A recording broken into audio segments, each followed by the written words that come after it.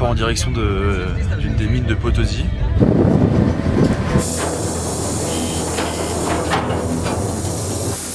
La caméra. Il y a l'échelle, elle sépare en deux à un moment. Faut faire gaffe. Je te demande des murs. On peut faire jusqu'à 50 degrés ici. Un amigo murió con mal de minas. Mi cuñado tenía 25 años. Vous avez une silicose. Votre espérance de vie est très faible. 5 ans au grand maximum. ¿Cuántos años tienes? 19. Franchement, je sais pas comment on fait pour pas se perdre.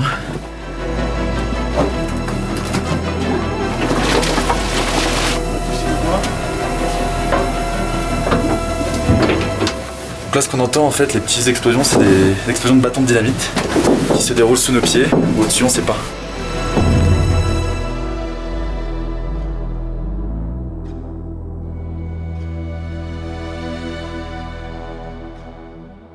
Potosí est l'une des villes les plus hautes du monde, 4070 mètres d'altitude. Elle a été fondée en 1545 par les colons espagnols pour exploiter la montagne El Cerro Rico, la montagne riche, ça c'est de l'accent espagnol, qui domine la ville. Juste derrière moi. Les mineurs étaient des esclaves indiens et africains. Entre 1545 et 1825, qui est la date de l'indépendance de la Bolivie, on estime que 8 millions de mineurs sont morts dans cette montagne par cause de manque d'oxygène ou par cause d'éboulement. 8 millions, c'est presque 80 morts par jour pendant 280 ans. Cette région est une des plus pauvres du pays. C'est pourquoi les mines sont encore en activité. Les habitants doivent trouver un moyen de se rémunérer, pour se nourrir et surtout pour survivre. Beaucoup sont encore de jeunes garçons d'à peine 11 ans qui viennent travailler durant la nuit pour pouvoir aller à l'école pendant la journée. Cette mine a rempli les caisses de la couronne espagnole durant toute cette période, que l'on appelle le siècle d'or espagnol. La légende dit d'ailleurs que tout l'argent extrait de cette mine pourrait construire un pont traversant l'Atlantique jusqu'à l'Espagne. Je suis La Tortuga et c'est accompagné d'une ancienne minière et de Brice que je décide de descendre dans les profondeurs de cette mine encore en activité où la température peut monter jusqu'à 50 degrés. Avant d'entrer dans la mine, nous devons d'abord acheter des cadeaux pour les mineurs. Du jus de fruits, qu'ils utilisent pour couper avec l'alcool. De l'alcool à 96 degrés, c'est de l'alcool pur, qui aide les mineurs à tenir le coup. Des feuilles de coca, qui leur donnent une source d'énergie supplémentaire et qui leur coupe la faim. Ainsi que de la dynamite, pour exploser les parois de la mine. Donc là on part en direction d'une des mines de Potosí.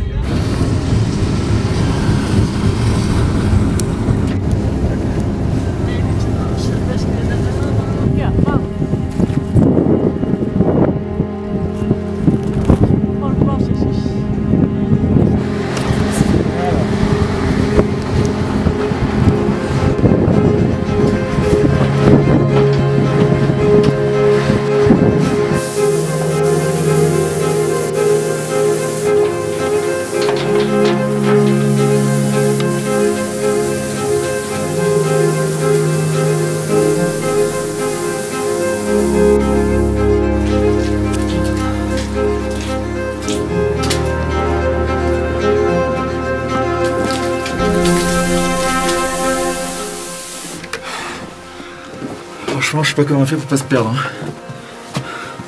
Plus on s'enfonce, plus la température augmente et plus le passage se rétrécit.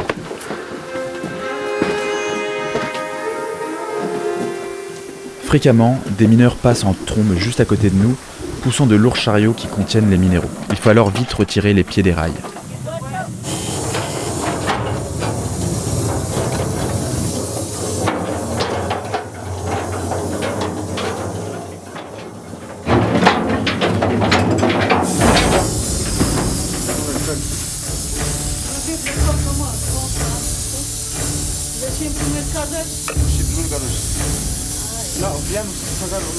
Peu à peu, les canalisations servant à ramener de l'air au fond des mines se font plus rares. L'air devient difficilement respirable.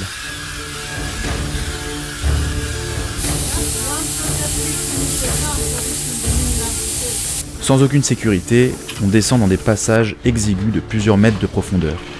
Si je tombe, je me casse à coup sûr une jambe. Allez, on est parti. On descend encore plus bas, encore plus étroit. Ah ok. D'accord. La caméra. Il y a l'échelle, elle sépare en deux à un moment. Faut faire gaffe.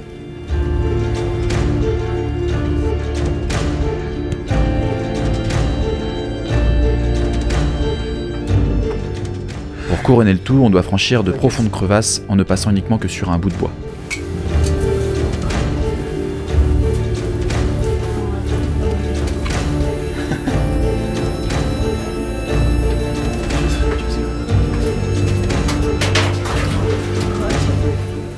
À cette profondeur de la mine, impossible de faire passer des chariots. Les minéraux sont alors acheminés par de sortes de longues cheminées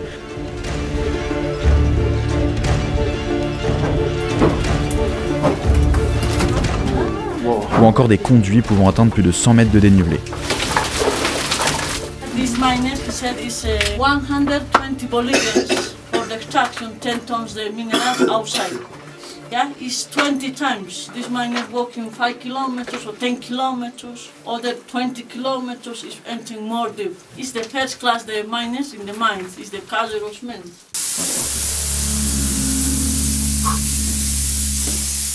Seuls quelques bouts de bois retiennent la roche, risquant à tout moment de céder. Yeah. Si les bouts de bois ils lâchent, on est mort. Pas toucher le bois.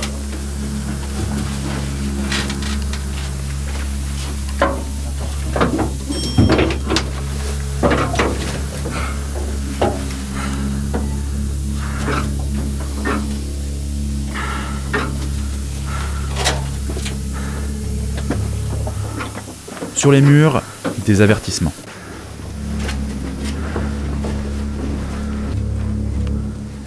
Peu à peu, on commence à entendre des bruits d'explosion. C'est la dynamite. You listen, no? But this is the explosion, right? Three, this is the explosion. Donc là, ce qu'on entend, en fait, les petites explosions, c'est des explosions de bâtons de dynamite qui se déroulent sous nos pieds, ou au-dessus, on sait pas. Watch out.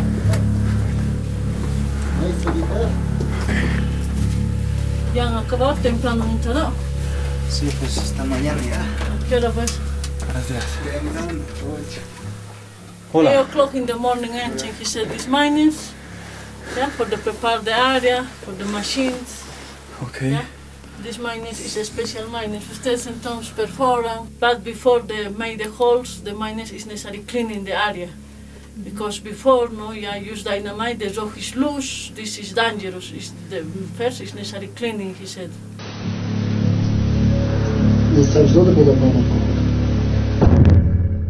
Certaines parois sont recouvertes d'arsenic. Ah, this is arsenic.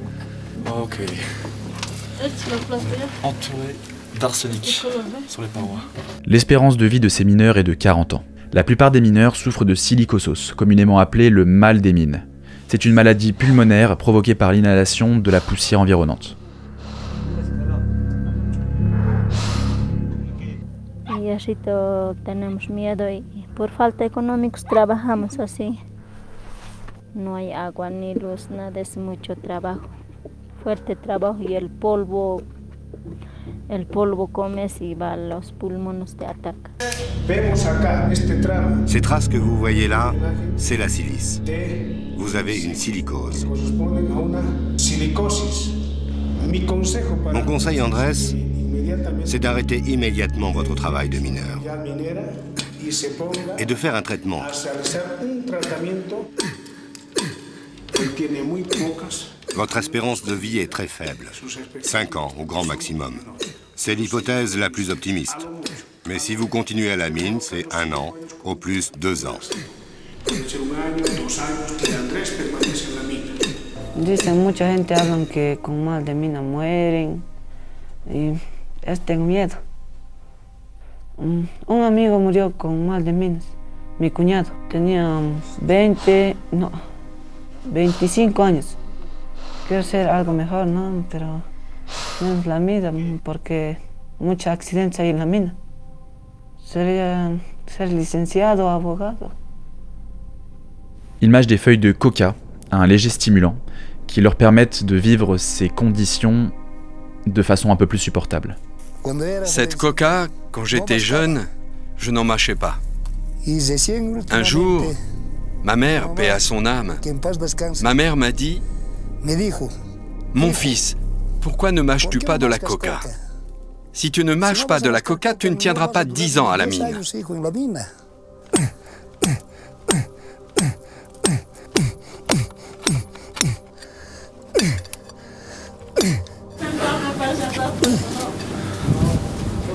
The dungeon first.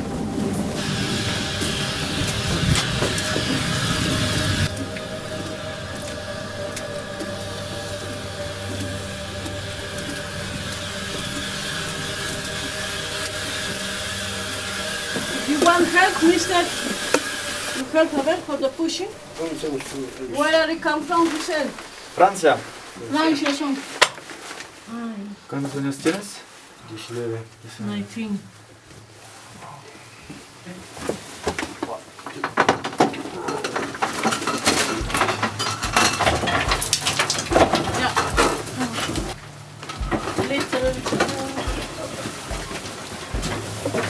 Notre guide nous emmène à la rencontre d'une étrange statue habitant dans les profondeurs de la mine. El Tío. It's the gold miners inside. Because for the Catholic people, no, the Bible said, the God live in the sky, the devil live on the ground. Super is devil in kitchen. Yeah, but the miners no call devil. The worker said it's much better they call and call the mines. The miner, he said, this statue is the owners, the all minerals in the ground. For the give mineral miners a specialty for the protection, the simple. Ce dieu est en fait une représentation du diable, censé protéger les mineurs, et leur apporter de la chance pour trouver les bons filons. On boit en son honneur, on lui apporte de l'alcool, des feuilles de coca, des cigarettes.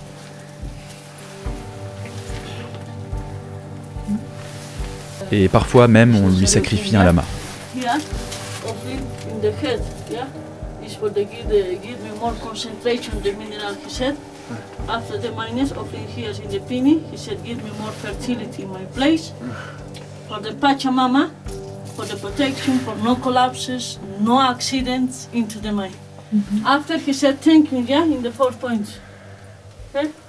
In the 4 points offering the alcohol, he said, thank you very much for the give the minerals. Le pénis proéminent de la statue fait référence à la fertilité que El Tío peut leur apporter. L'argent de la mine est quasiment épuisé, mais des milliers de mineurs continuent à exploiter d'autres minéraux comme le zinc.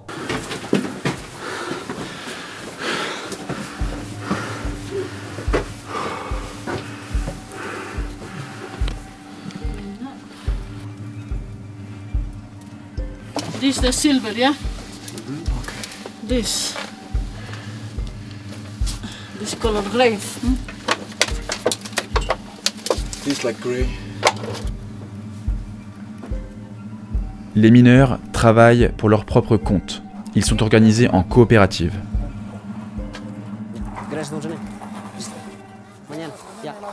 C'est au bout de 4 heures passées dans ces mines que nous revoyons enfin la lumière du jour.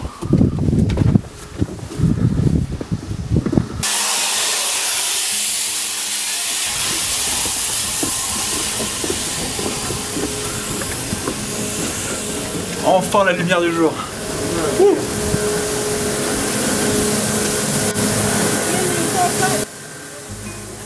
Brice souffrira durant les prochains jours du mal des montagnes, dû au manque d'oxygène lié à l'altitude. Pour rappel, nous étions à plus de 4000 mètres d'altitude, combiné au fait que l'air était difficilement respirable dans la mine.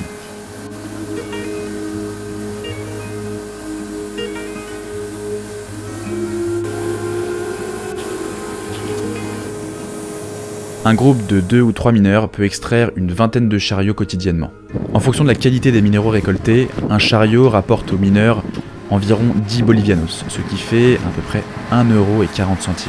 Une partie de cette somme est reversée à la coopérative, ainsi qu'au matériel nécessaire pour travailler dans la mine et ce dont ils ont besoin pour survivre. Alors que retenir de cette expérience? Eh bien je sais pas trop. Je ne regrette pas de l'avoir fait. On a beau savoir que ça existe, ce n'est jamais pareil quand on le voit de ses propres yeux. Mais quelques cadeaux, bien que dérisoires, ont eu le mérite d'égayer un petit peu leur journée. J'ai d'ailleurs été surpris d'avoir constaté à quel point ils avaient été heureux de recevoir ces petits présents. C'est au retour à l'auberge qu'une jeune Française que j'ai rencontrée là-bas, qui s'occupe d'une association d'enfants dont le père est décédé dans la mine, m'a dit quelque chose que je n'oublierai jamais. Ces mineurs n'ont rien connu d'autre dans leur vie que les mines. Dans leur vie, ils n'ont qu'un seul choix qui leur est proposé. Y travailler.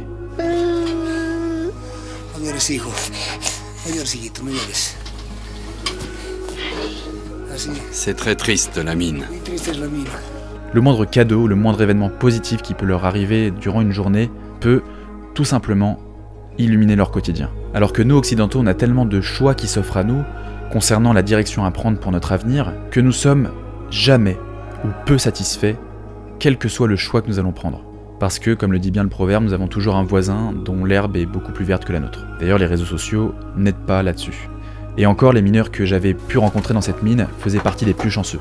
15 000 autres mineurs travaillent encore plus en profondeur de la montagne dans des situations très difficiles, dans des endroits difficilement accessibles.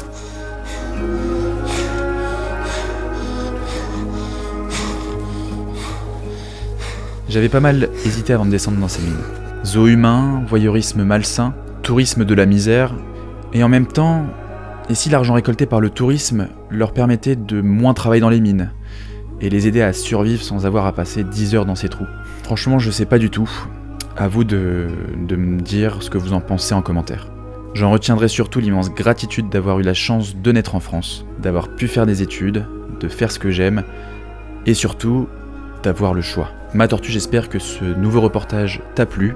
Si c'est le cas, n'oublie pas de cliquer sur le petit pouce bleu, c'est très important, et évidemment de t'abonner à ma chaîne YouTube Tortuga Vidéo et de cliquer sur la petite cloche pour activer les notifications et ne pas louper la sortie de mon prochain reportage. Sur ce, je vous souhaite beaucoup de chance pendant ce confinement. N'oubliez pas qu'à côté, il y en a qui ont moins de chance, qui sont confinés dans des mines, qui sont confinés dans des endroits qui sont beaucoup moins agréables et confortables que nos maisons. Et sur ce, je vous dis à la semaine prochaine pour une nouvelle vidéo qui vous emmènera au bout du monde.